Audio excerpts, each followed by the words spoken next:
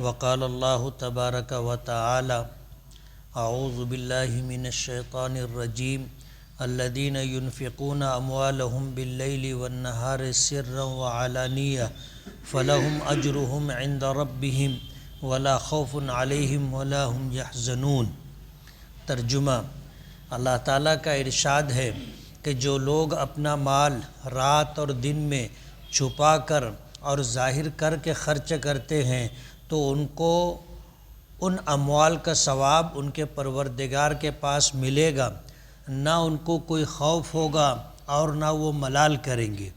وعن ابی ذر رضی اللہ تعالی عنہ ان رسول اللہ صلی اللہ علیہ وسلم قال ان المقصرین هم المقلون یوم القیامہ الا من اعطاه اللہ خیرا فنفح فیہ یمینہ وشمالہ وبین یدیہ ووراءہ وعمل فیہ خیرا۔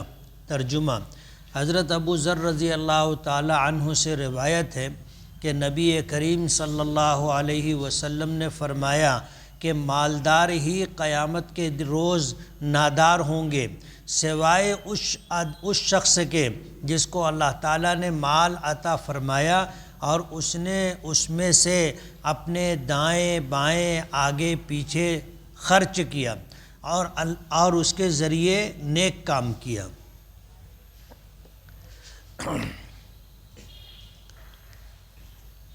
قرآن کریم کی ایک آیت اور نبی کریم صلی اللہ علیہ وسلم کے ارشادات میں سے ایک حدیث آپ نے سنی اور ترجمہ بھی سنا۔ قرآن کریم میں اللہ پاک نے جہاں اللہ کے راستے میں خرچ کرنے کی بات فرمائی ہے تو اس کے لیے دو قسم کے جملے استعمال کیے گئے۔ ایک ہے ينفقون فی سبیل اللہ، کہ اللہ کے راستے میں خرچ کرتے، اور بعض مقامات پر یہ ہے کہ من ذا الذی یقرض اللہ قرضا حسنا، کون ہے جو اللہ کو قرض حسنا دے گا، یا یہ آیا کہ وَأَقْرِضُ اللَّهَ قَرْضًا حَسَنًا، کہ تم اللہ کو قرض حسنا دو۔ یعنی اللہ کے راستے میں خرچ کرنے کی تعبیر اللہ پاک کی طرف سے جن الفاظ میں قرآن کریم میں بیان کی گئی ہے وہ یہ ہے کہ الانفاق فی سبیل اللہ، اللہ کے راستے میں خرچ کرنا، اور القرض الحسن، اللہ تعالیٰ کو قرض دینا، اچھا قرض دینا۔ اس طرح قرآن کریم میں اللہ پاک نے اس بات کو ذکر کیا ہے۔ ظاہر بات ہے ہمارے پاس جو مال ہے یا جو نعمتیں اللہ پاک نے ہمیں عطا کی ہیں، حقیقت میں ہم اس کے مالک نہیں ہیں، یہ اللہ کی ملکیت ہے۔ قرآن کریم میں اللہ پاک کا ارشاد ہے ان اللہ اشترى من المؤمنین انفسهم واموالهم بان لهم الجنہ، کہ اللہ تعالیٰ نے ایمان والوں سے ان کی جان اور مال کو جنت کے بدلے میں خرید لیا ہے۔ تو آج جو کچھ ہمارے پاس ہمارے قبضے میں ہے، دنیاوی طور پر ہم اس میں تصرف کرنے کا اختیار رکھتے ہیں، اس لیے ہم اپنے آپ کو اس کا مالک سمجھتے کہ ہمارے علاوہ ہماری جان میں ہمارے مال میں کوئی اور تصرف نہیں کر سکتا، اللہ نے میرے علاوہ کسی کو اختیار نہیں دیا ہے۔ اس اعتبار سے دنیا والوں کے نزدیک ہم مالک ہیں، ہم اس میں جو تصرف کرنا چاہیں کر سکتے ہیں، لیکن در حقیقت ہم مالک نہیں ہیں۔ مالک کون ہے؟ مالک اللہ ہے، اور ہم نے اللہ کو اپنی جان اور اپنا مال جنت کے بدلے میں بیچ دیا ہے۔ ظاہر بات ہے یہ سودا ٹوٹے گا نہیں، یہ سودا ٹوٹے گا نہیں۔ ہم نے اپنی جان اور مال اللہ کی مرضی کے مطابق استعمال کیا تو یقیناً اس کی قیمت اور بدلہ جنت کی شکل میں اللہ پاک ہمیں عطا کریں گے۔ اس لیے ایمان کی وجہ سے اللہ پاک نے یہ نعمت عطا کی ہے۔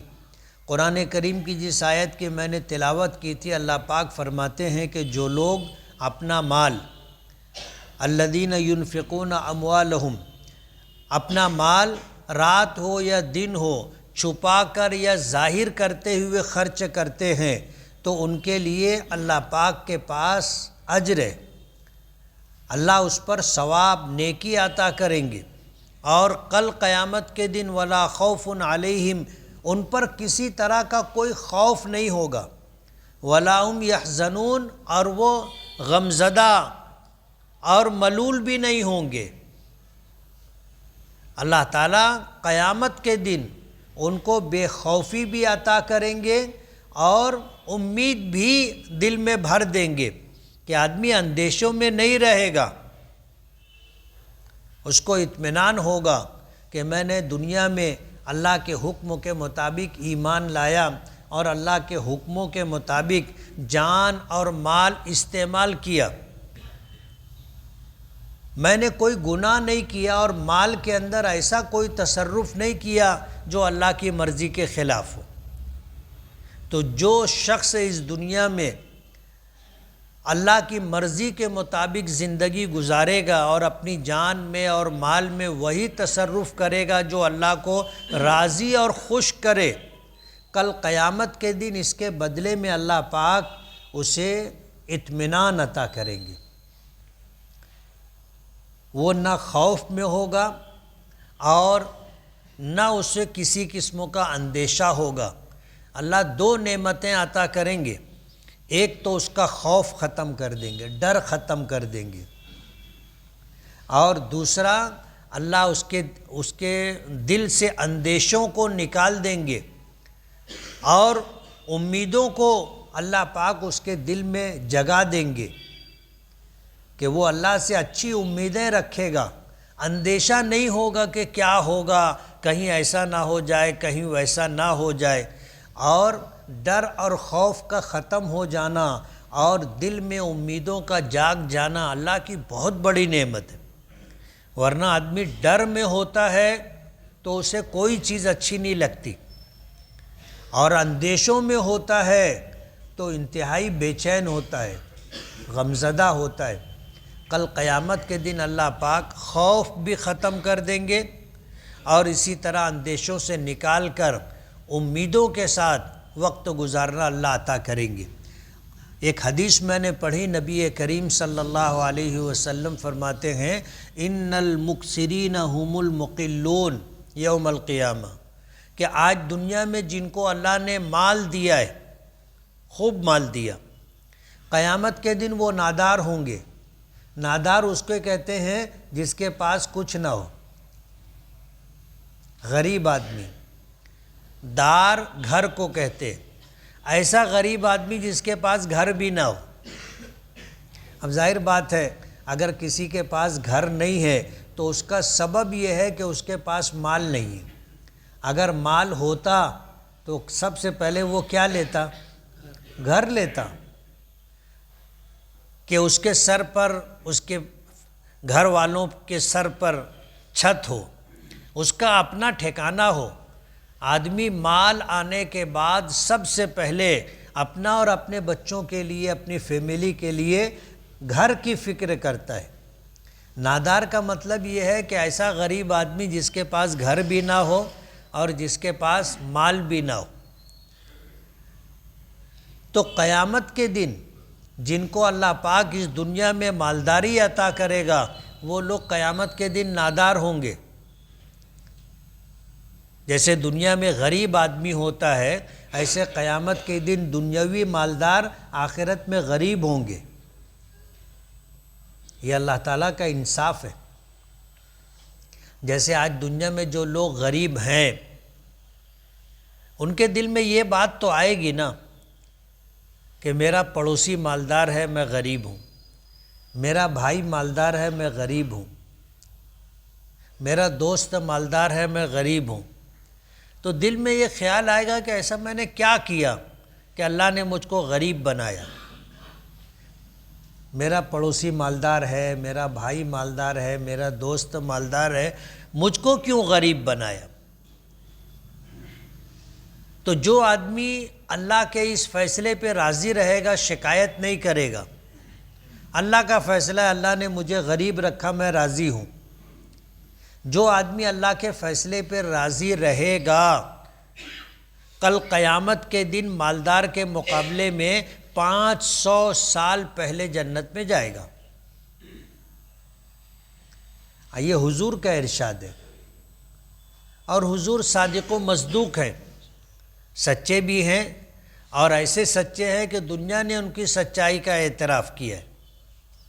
اور دوسری بات وَمَا يَنْطِقُ عَنِ الْهَوَىٰ إِنْ هُوَ إِلَّا وَحْيٌ يُوحَىٰ، کہ وہ اپنی طرف سے کچھ نہیں کہتے، ان کی زبان مبارک سے جو بات نکلتی ہے وہ من جانب اللہ ہوتی ہے۔ اللہ تعالیٰ ان کے دل میں یہ بات ڈالتا ہے اور اللہ تعالیٰ ہی ان سے کہلواتا ہے۔ اس لیے دنیا میں جو لوگ غریب ہیں وہ کل قیامت کے دن مالداروں کے مقابلے میں 500 برس پہلے جنت میں جائیں گے۔ اس دن مالدار لوگ سوچیں گے کاش دنیا میں ہم بھی غریب رہتے۔ دنیاوی زندگی کتنی؟ 60-70 سال، اور 60-70 سال میں مالداری کا زمانہ کتنا؟ چند سال۔ ایسا نہیں ہوتا کہ آدمی پیدائشی مالدار ہو اور مرتے دم تک مالدار رہے، ایسا نہیں ہوتا۔ اس کو اختیارات ملتے ہیں کچھ دنوں کے لیے، اور مال ملتا ہے کچھ دنوں کے لیے، لیکن آخرت میں غریب کے مقابلے میں 500 سال پیچھے رہ جائے گا جنت میں جانے کے لیے۔ تو وہ سوچے گا کاش دنیا میں میں بھی غریب رہتا۔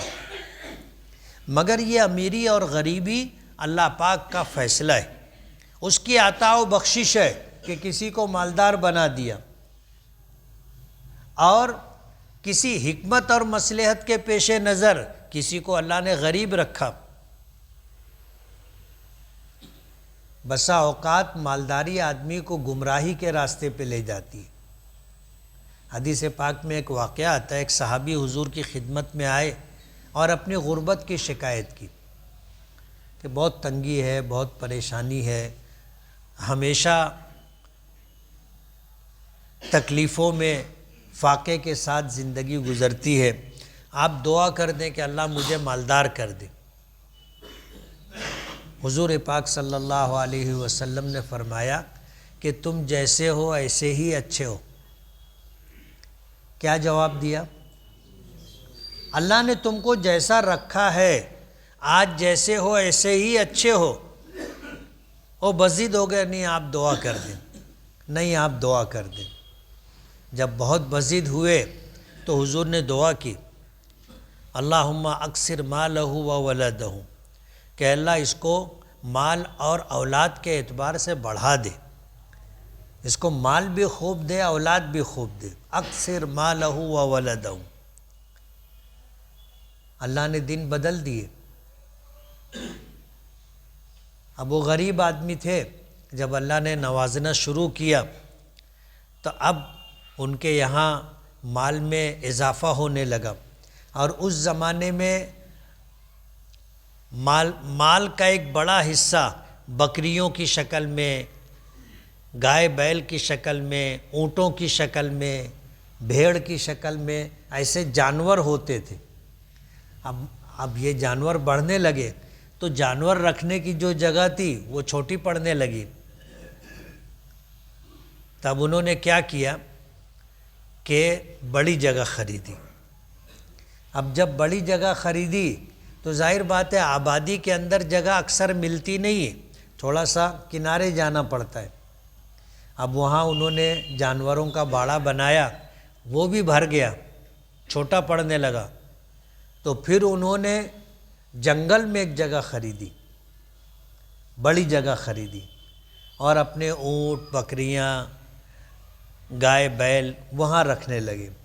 لیکن اس کی وجہ سے ہوا یہ کہ پہلے مسجد نبوی کے قریب تھے، 5 وقتہ نمازیں مسجد نبوی میں ہوتی تھی۔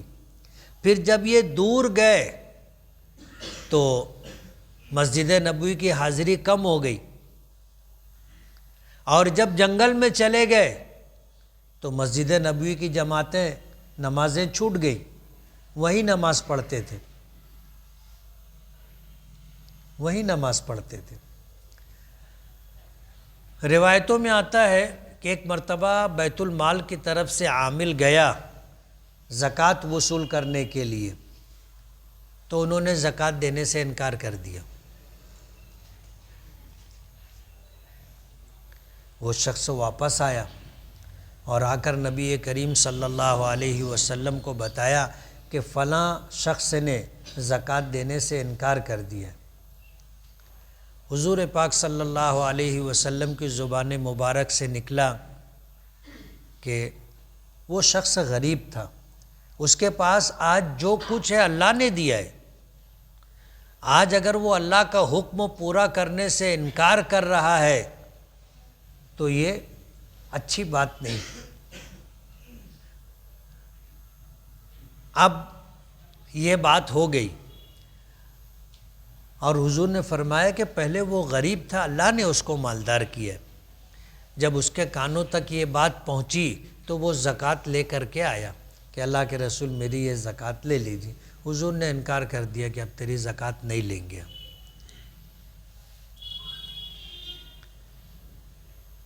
واپس کر دیا۔ حضور نے اپنی زندگی میں اس کی زکوٰۃ بیت المال میں جمع نہیں کی۔ حضور کا وصال ہو گیا، حضور کے وصال کے بعد حضرت ابوبکر صدیق کا زمانہ آیا، وہ پھر زکوٰۃ لے کے آیا۔ حضرت ابوبکر صدیق رضی اللہ تعالی عنہ نے فرمایا کہ جس شخص کی زکوٰۃ میرے آقا جناب رسول اللہ صلی اللہ علیہ وسلم نے نہیں قبول کی، ابو بکر کیسے قبول کرے گا؟ حضرت ابو بکر نے بھی لینے سے انکار کر دیا، اور بعد میں پھر یہی سلسلہ رہا، کسی خلیفہ نے اس کی زکوٰۃ قبول نہیں کی۔ تو حضور نے فرمایا تھا کہ تیرا اسی حالت پر رہنا جس پر تو ہے تیرے حق میں بہتر ہے۔ اللہ اس کے رسول جانتے کہ بہتر کیا ہے، ہم نہیں جانتے۔ تو اللہ نے جن کو غریب رکھا ہے یہ اللہ کی حکمت و مصلحت ہے۔ آج کے غریب کل کے مالدار ہوں گے، اور آج کے مالدار کل کے غریب ہوں گے۔ حضور نے یہی بات فرمائی کہ ان المکثرین هم المقلون یوم القیامہ، کہ آج دنیاوی مالدار کل قیامت کے دن یہی نادار ہوں گے، غریب ہوں گے، سوائے اس شخص کے جو اللہ کے راستے میں خیر کے کاموں میں مال خرچ کرتا رہے، دائیں بھی مال دیتا ہے، بائیں بھی مال دیتا ہے، آگے بھی مال دیتا ہے، پیچھے بھی مال دیتا ہے۔ اللہ نے دیا ہے تو اللہ کے راستے میں خرچ کرنے سے رکتا نہیں ہے، اللہ کے راستے میں خرچ کرتا رہتا ہے، دائیں بائیں آگے پیچھے، اور نیک کاموں کے اندر اپنا مال خرچ کرتا رہتا ہے۔ تو کل قیامت کے دن غریبوں کی جو بات اس کے متعلق کہی گئی ہے وہ انشاءاللہ نہیں رہے گی، اور مال کے خرچ کرنے پر انشاءاللہ اس کو اجر ملے گا۔ اور جو بات کہی گئی ہے کہ غریب آدمی مالدار کے مقابلے میں 500 برس پہلے جنت میں جائے گا، اس سے یہ مستثنی رہے گا۔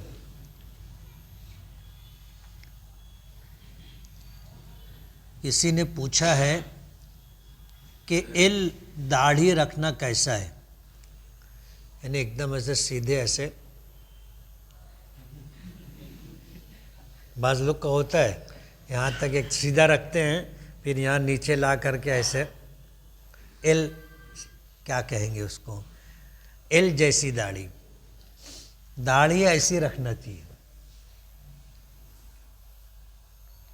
اس کے علاوہ جتنی داڑھی ہے، چاہے وہ ہٹلر ٹائپ ہو چاہے ٹائپ ہو، نہیں چلے گی۔ داڑھی اس طرح رکھنا چاہیے کہ نیچے سے یہ بال دکھے، ایک مشت داڑھی، اور اس میں کوئی کمپرمائز نہیں۔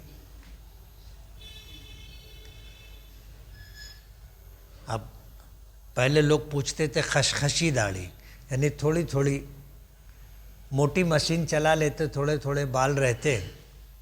اب یہ نیا فیشن آیا، ایل ٹائپ داڑھی، اور بھی الگ الگ ڈیزائن آئے گی، ٹائپ آئے گا. یہ سب کچھ نہیں چلے گا.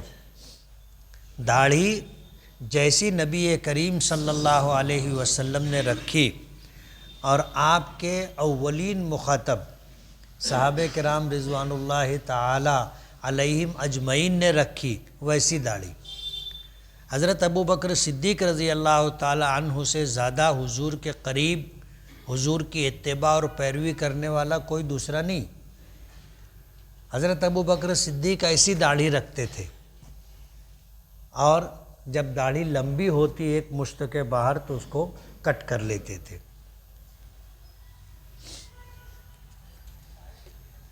غیر مسلم عورتیں شادی کے بعد منگل سوتر پہنتی ہیں، تو کیا مسلم سماج کی عورتیں بھی شادی کے بعد منگل سوتر پہن سکتی ہیں؟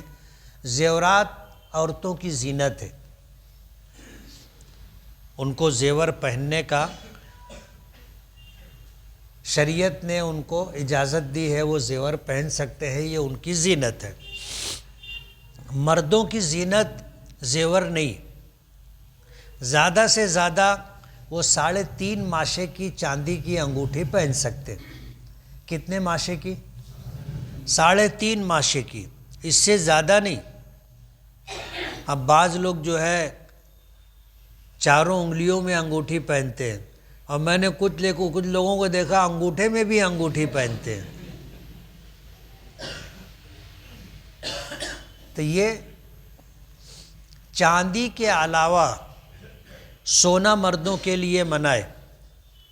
پھر اس کے بعد پیتل ہے، تانبا ہے، لوہا ہے، اس کا پہننا مکروہ ہے. یہ جو انگوٹھیاں پہنی جاتی ہیں، یہ انگوٹھی نہیں پہننا چاہیے.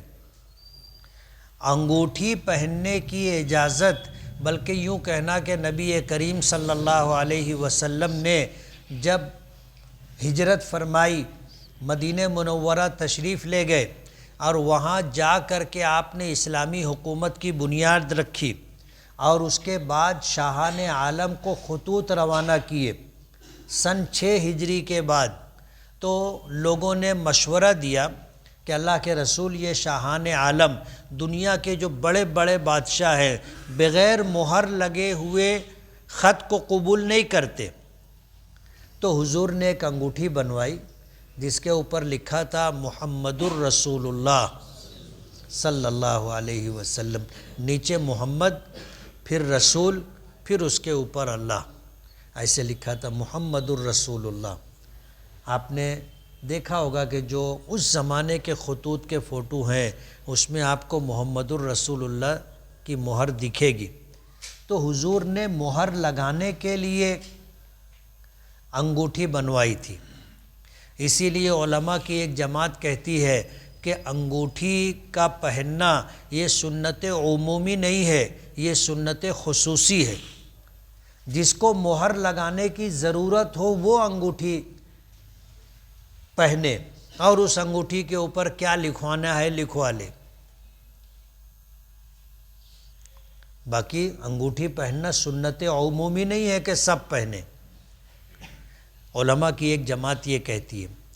تو زیور پہننا عورتوں کی زینت ہے، عورتیں زیور پہن سکتی ہیں، لیکن ہماری شریعت کا ایک مزاج ہے، اور وہ بات یہ ہے کہ ہم اپنے قول و عمل میں کسی قوم کی مشابہت اختیار نہ کریں.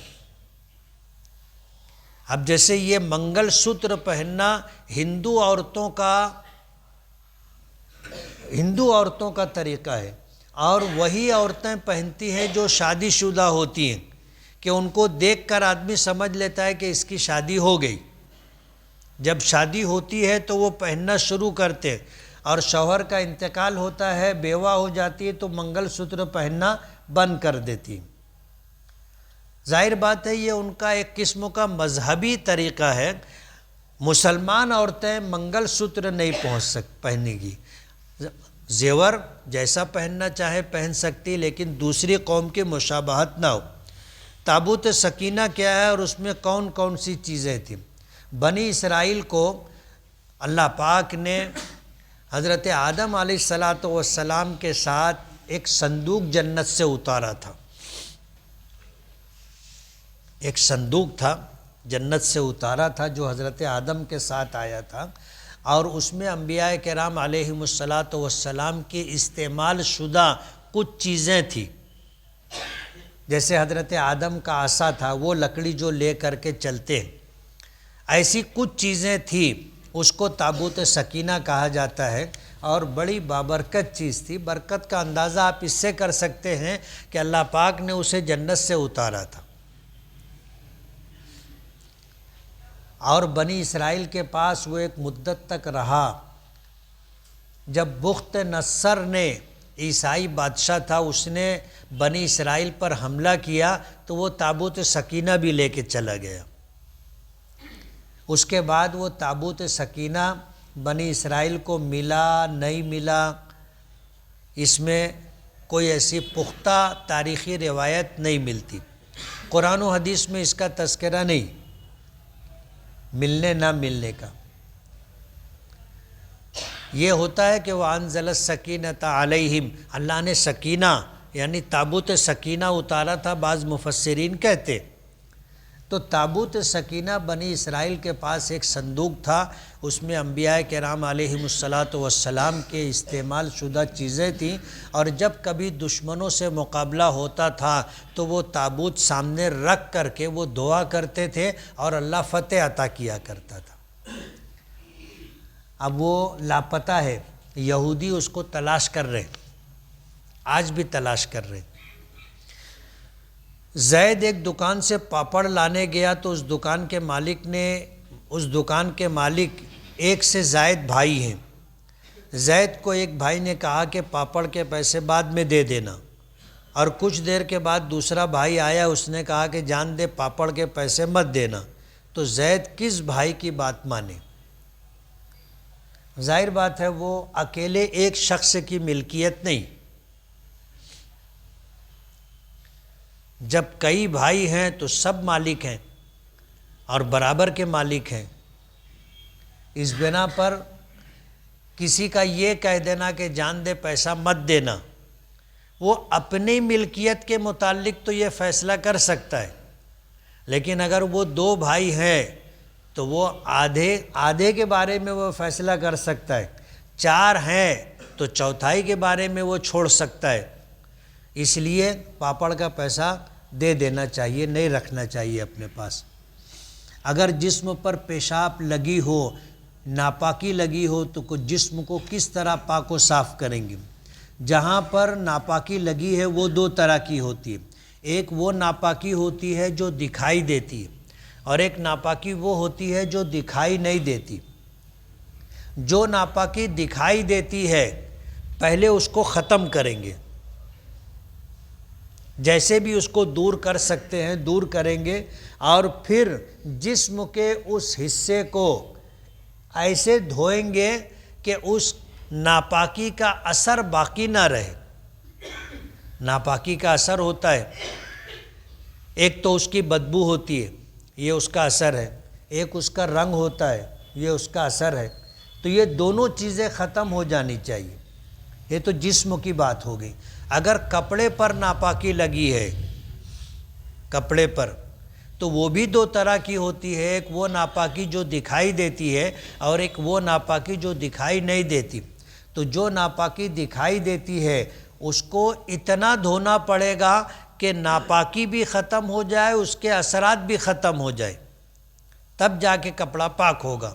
اور اگر ناپاکی دکھائی نہیں دیتی تو اس کپڑے کو رگڑ کر کے دھوئیں گے 3 مرتبہ. ایک مرتبہ نچوڑ دیے، پھر اس کو پانی ڈالیں گے، پھر نچوڑیں گے، پھر پانی ڈالیں گے، پھر نچوڑیں گے، اور نچوڑیں گے بھی اتنا جتنی اپنی طاقت ہے، یعنی اس میں سے پانی ٹپکنا بند ہو جائے.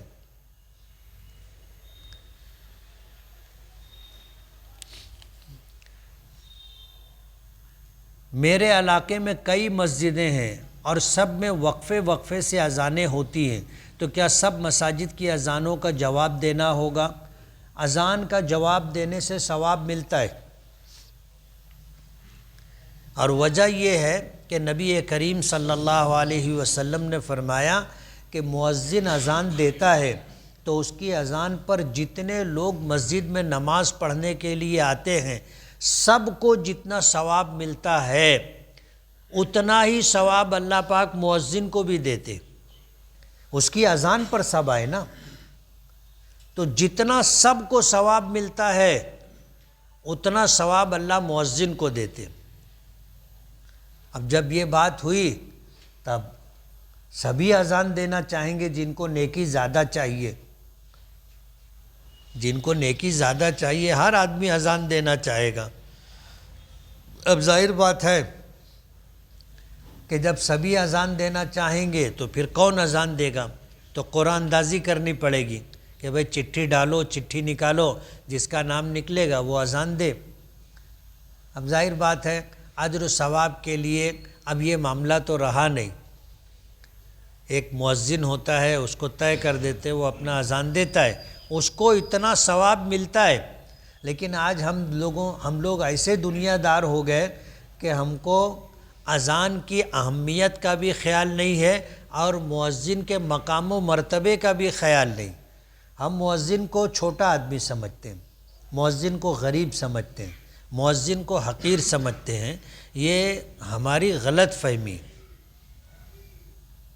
مؤذن کا مقام بہت بلند ہے. کل قیامت کے دن میدان محشر میں اِنَّا أَطْوَلَ الْأَعْنَاقِ يَوْمَ الْقِيَامَةِ الْمُؤَذِّنُونَ کہ قیامت کے دن سب سے لمبی گردن والے مؤذن ہوں گے. یعنی اللہ یہ مقام دے گا کہ میدان محشر میں یہ اونچے ہوں گے لوگوں سے، گردن لمبی ہوگی جس سے پہچانے جائیں گے کہ یہ دنیا میں نماز با جماعت کے لیے اذان دیا کرتے تھے. اللہ یہ عزت، یہ مقام اور یہ بلندی عطا کرے گا. تو اذان سبھی دینا چاہیں گے تو یہ تو مسئلہ ہو جائے گا. تو حضور نے، علماء نے فرمایا کہ حضور پاک صلی اللہ علیہ وسلم نے اس کا حل یہ بتایا کہ ایک شخص اذان دے، باقی تمام لوگ اذان کا جواب دیں. اللہ اکبر کے جواب میں اللہ اکبر کہیں، اشہد ان لا الہ الا اللہ کے جواب میں اشہد ان لا الہ الا اللہ کہیں، اشہد ان محمد رسول اللہ کے جواب میں اشہد ان محمد رسول اللہ کہیں، حی علی الصلاح حی علی الفلاح کے جواب میں لا حول ولا قوت الا باللہ کہیں. اور فجر کی نماز میں الصلاۃ خیر من النوم ہوتا ہے، اس کے جواب میں کہیں صدقتا و بررتا. اور جب مسجد میں اقامت ہوتی ہے تو اس میں آتا ہے قد قامت الصلاۃ، تو اس کے جواب میں کہیں گے اقامہ اللہ و ادامہ. تو جو شخص جواب دے گا اس کو بھی مسجد میں جتنے لوگ نماز پڑھنے کے لیے آئے سب کا مجموعی ثواب اللہ پاک اسے دے گا. اس لیے یہ کوئی واجبی یا فرض چیز نہیں ہے. آپ اذان دو، اذان دو، یا اذان نہ دے رہے ہو تو اذان کا جواب دو. آپ ایک مسجد کا دو گے تو ایک مسجد کے لوگوں کا ثواب ملے گا، دو مسجد کی اذان کا جواب دو گے تو دونوں مسجد میں نماز پڑھنے والوں کا ثواب ملے گا. تو جتنی زیادہ مسجدوں کے اذان کا جواب آپ دو گے ثواب اتنا زیادہ ملے گا. قرآن کریم نے 14 سال پہلے قوس قزح جیسے پہاڑوں کا ذکر کیا تھا جو آج چین میں دیکھے جا سکتے ہیں. کیا یہ بات حقیقت ہے؟ قرآن کریم اللہ تعالیٰ کے احکامات پر مشتمل کتاب ہے، اللہ کی مرضی اور نامرضی کو بتاتی ہے. قرآن کریم میں دنیا بھر کی چیزوں کا تذکرہ ہو کہ اس میں سائیکل کا بھی تذکرہ ہو، کار کا بھی تذکرہ ہو، ٹرک کا بھی تذکرہ ہو، گھڑی کا بھی تذکرہ ہو، موبائل کا بھی تذکرہ ہو، تو قرآن کریم میں ایسا نہیں. اللہ نے اپنی حکمت و مصلحت کے لیے لوگوں کو اللہ کی الوہیت، ربوبیت سمجھ میں آئے، وحدانیت سمجھ میں آئے، اللہ تعالیٰ کے احکامات، آدمی کو زندگی کیسے گزارنا ہے یہ بات اس کو سمجھ میں آئے، اور جنت تک کیسے جا سکے گا، جہنم سے کیسے بچ سکے گا، ان چیزوں کا بیان ہے. تو قوس قزح کا بیان قرآن کریم میں ہو ایسا ضروری نہیں۔ سر کا اور کانوں کا اور گردن کا مسح کس طرح کریں؟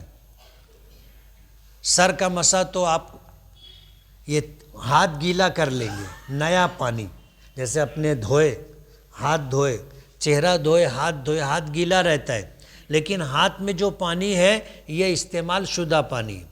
نیا پانی آدمی ہاتھ گیلا کرے اور یہ 3 انگلیاں ملا کر کے ایسے پیچھے لے جائے گردن تک، اور پھر یہ ہتھیلی کا جو حصہ ہے اس کو ایسے واپس لائے، تو یہ پورے سر کا مسح ہو گیا۔ اس کے بعد یہ انگلی ہم نے یہ 2 چیزیں بچا لی تھی، تو اس سے جو ہے کان کا اندر کا ہو جائے گا، انگوٹھے سے کان کے باہر کا مسح ہو جائے گا، اور یہ پیچھے کا حصہ جو گیلا تھا یہ ابھی بچا ہوا ہے، تو اس کو گردن پر اس طرح مسح کریں گے۔ کھانا کھانے کے درمیان پانی پینا سنت ہے کیا؟ سنت نہیں ہے، ضرورت ہو آپ پی لو۔ کسی بھی فرض نماز سے پہلے مسجد میں جماعت کے وقت سے پہلے ٹہلنا کیسا ہے؟ مسجد ٹہلنے کی جگہ نہیں ہے، مسجد ٹہلنے کی جگہ نہیں ہے۔ حضور پاک صلی اللہ علیہ وسلم نے فرمایا کہ مسجد نماز کے لیے، اللہ کے ذکر کے لیے، قرآن کریم کی تلاوت کے لیے، مسجد اعتکاف کے لیے، تو یہ کام مسجد میں کیا جائے گا، ٹہلنے کا کام مسجد میں نہیں کریں گے۔ ایک شخص نے اپنی بیوی کو 2 طلاق ایک ساتھ ایک مجلس میں دی، اب 4 مہینہ گزرنے کے بعد معلومات لیا کہ بیوی عدت گزارے گی یا نہیں۔ طلاق کے بعد بیوی عدت گزارے گی، چاہے طلاق 1 ہو یا 2 ہو یا 3 ہو۔ طلاق اگر شوہر نے دیا ہے تو بیوی عدت گزارے گی۔ عدت کے اندر شوہر رجوع کرنا چاہے، جو 1 طلاق اور 2 طلاق میں ہوتا ہے تو وہ رجوع کر سکتا ہے، میاں بیوی کا رشتہ بحال ہو جائے گا۔ لیکن اگر 3 طلاق دی ہوگی تو اب بغیر حلال شرعی کے وہ نکاح نہیں کر سکتا، دونوں میاں بیوی نہیں بن سکتے۔ تو 2 طلاق دیا تھا تو اس کو عدت گزارنی پڑے گی، اور عدت گزرنے کے بعد وہ عورت کہیں اور نکاح کرنا چاہے کسی سے بھی تو کر سکتی ہے، واپس اسی شوہر سے کرنا چاہے تو اس سے بھی کر سکتی ہے، اس لیے کہ طلاق 2 دی، اگر 3 دے دیا ہوگا تو پھر نئی کام بنے گا۔ مسجد کی ملکیت کی کوئی بھی چیز مصلیان کرام کی اجازت کے بغیر بیچنا کیسا ہے؟ مصلیان کرام کی اجازت لینا ضروری نہیں ہے، ورنہ بہت پنچایت ہوگی۔ آدھے لوگ بولیں گے ہاں بیچو، اور آدھے لوگ بولیں گے مت بیچو، یہ تو پھر ایسے ہی ہو جائے گا۔ ایک آدمی کو کتا دوڑا رہا تھا، اس کے مالک نے کتے کو کہا چھو، تو جو آدمی جان بچا کے بھاگ رہا تھا وہ بولتا تھا مت چھو۔ سمجھ رہے ہو؟ اس لیے جو ٹرسٹی حضرات ہیں ان کو یہ اختیار ہے کہ مسجد میں جو چیز مسجد کے استعمال کے قابل نہیں رہی، یا آپ نے اس کے بدلے میں دوسری چیز خرید لی ہے، اب پہلے کی جو استعمال شدہ چیز ہے وہ بیچنا چاہیں تو بیچ سکتے، مصلیوں سے پوچھنا ضروری نہیں، فری میں نہیں دے سکتے۔ جیسے اپنے یہاں قالین بچھا تھا اٹھا لیا گیا، اس سے پہلے بھی قالین بچھا تھا اٹھا لیا گیا، ہم فری میں نہیں دے سکتے کسی کو، اس کو بیچنا چاہیں تو دوسرے لوگ خرید کے لے جا سکتے ہیں، تو پھر وہ مسجد کے لیے بھی خرید سکتے ہیں، کوئی آدمی اپنے گھر کے لیے خریدنا چاہے تو وہ بھی خرید سکتا ہے۔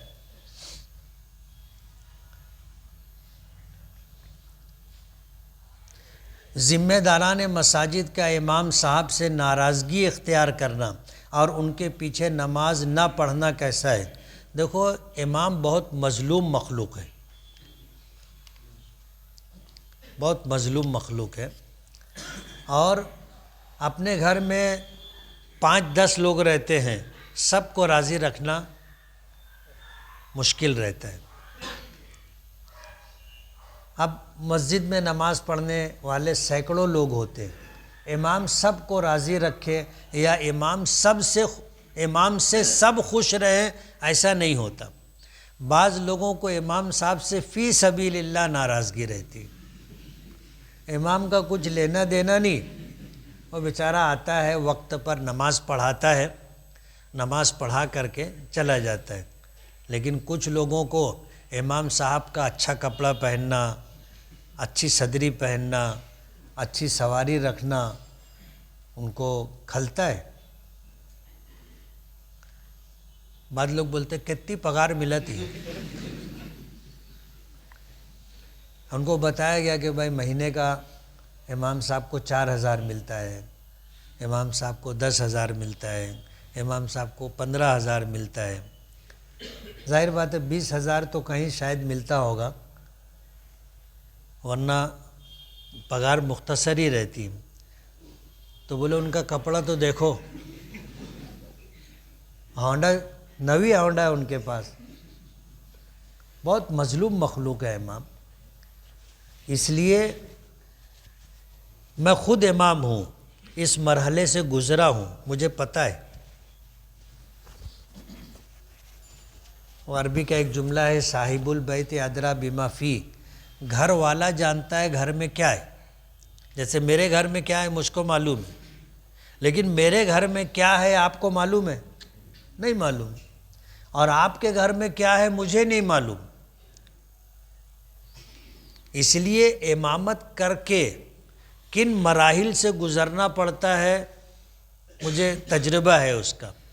الحمدللہ 1986 سے امامت کر رہا ہوں، اور اونچ نیچ، نرم گرم سب حالات میں نے دیکھے۔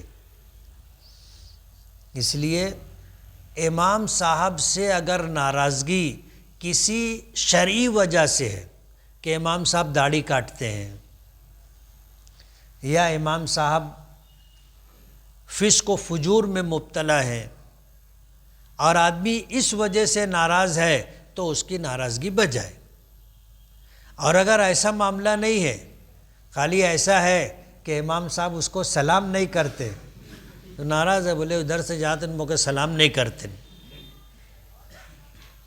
یا مسجد کے ذمہ داران امام صاحب سے آرڈر دے کر کے، حکم دے کر کے کچھ بھی کروانا چاہیں کہ تم کو نماز کے علاوہ یہ بھی کرنا پڑے گا، یہ بھی کرنا پڑے گا، اور امام صاحب بولے کہ یار وہ میرا کام نہیں ہے، اب ذمہ داران ناراض ہیں۔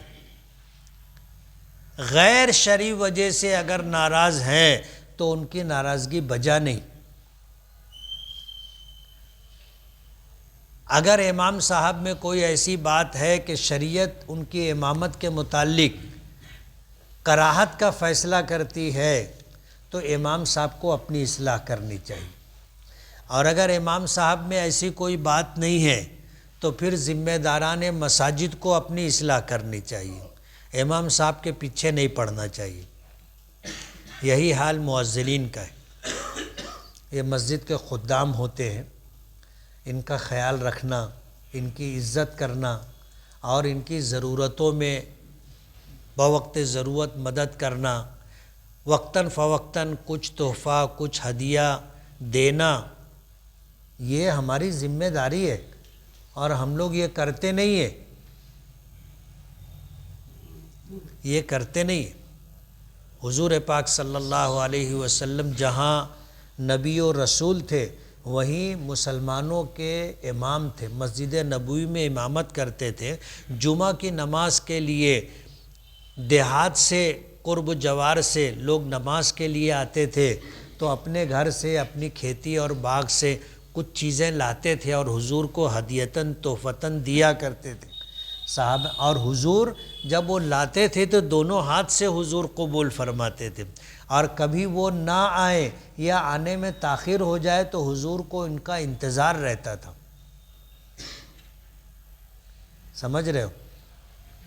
اس لیے اللہ نے اگر اپنے کو نوازا ہے تو مسجد کے ائمہ کرام کو، مسجد کے مؤذنین اعظام کو کچھ نہ کچھ دیتے لیتے رہنا چاہیے۔ اللہ نے چاہا تو انشاءاللہ ہم لوگ باہمی مشورے سے جس پہ چرچا چل رہی ہے کہ ایک تحریک شروع کریں گے کہ مسجد کے ائمہ کرام اور مؤذنین کو معقول مشاہرہ، اچھی تنخواہ دی جائے۔ ہمارے ہاں بہت معمولی تنخواہ دی جاتی ہے جس میں گزر بسر مشکل ہوتا ہے۔ تو آپ لوگوں کے ذہنوں میں بھی یہ بات رہے کہ جب ہم اس کام کا، اس تحریک کا آغاز کریں تو ہمیں آپ کا تعاون ملنا چاہیے۔ ملے گا نا؟ آپ کا تعاون ملنا چاہیے، اور تعاون دو طرح کا ہوتا ہے۔ آپ کو ہماری آواز میں آواز ملانا ہے کہ صحیح بات ہے، ائمہ کرام اور مؤذنین کو اچھی تنخواہ دینی چاہیے، ایک کام۔ دوسرا کام، اللہ نے اپنے کو نوازا ہے، تب ظاہر بات ہے امام کو اچھی تنخواہ ہم مسجد کے ذمہ داران کب دے سکیں گے؟ جب تم اچھا چندہ دو گے۔ تم چندہ ہی نہیں دو گے تو وہ آدمی مسجد کے ذمہ داران کہاں سے لا کے دیں گے؟ اس لیے مسجد و مدرسے میں اچھا چندہ دینا چاہیے، تاکہ جب ہم بولیں کہ ان کو اچھی تنخواہ دو تو مسجد کے لوگ یہ نہ بولے کہ چندہ نہیں اترتا۔ اور یہ ماحول ہم لوگوں کو بنانا پڑے گا، بنائیں گے نا؟ بسم اللہ الرحمن الرحیم۔